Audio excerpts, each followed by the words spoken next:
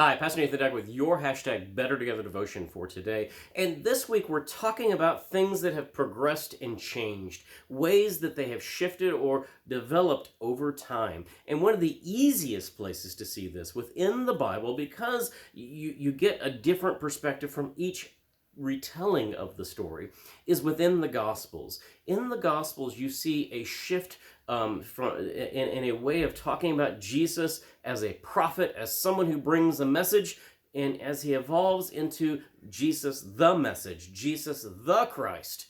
It takes place over time. If you want to know what the Gospels order is chronologically speaking, as we believe that they were put together, it's not Matthew, Mark, Luke, and John. Instead, it's Mark, Matthew, Luke, and John. And we say this for a variety of reasons, and Mark is the shortest, and everything that's in Mark is also in Matthew and Luke. There's all kinds of reasons. We're pretty certain that Mark was the first one. Well, what's unique about saying that is that Mark also has the most human Jesus and the least divine Jesus. It's interesting to see that in Mark's gospel, Jesus wants to be remained anonymous. He doesn't want to be called the Son of God. He has this whole messianic secret going on. He sounds like a lot of other prophets and teachers of that era and of that day. And so Mark's gospel paints a picture of Jesus, almost you would want to say as a much more historical understanding of that character.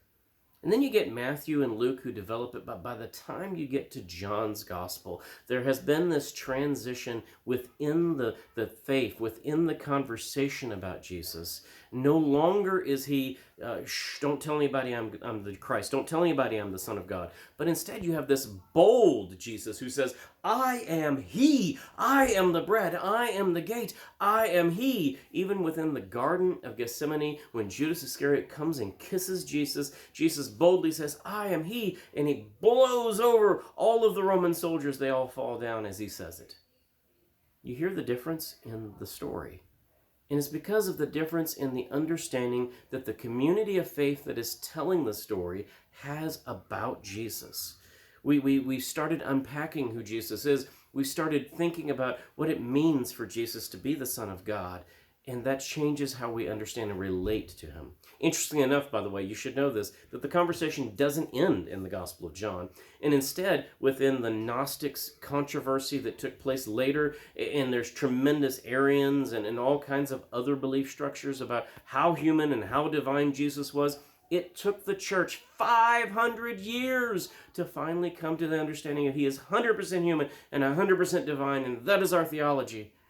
And we're still actually, in many ways, as I listen as a pastor and as somebody who loves history and church theology, still unpacking the divinity and the humanity of Christ.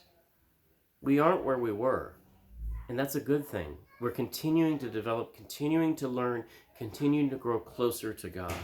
How are you finding more and more relation with Jesus, the Christ?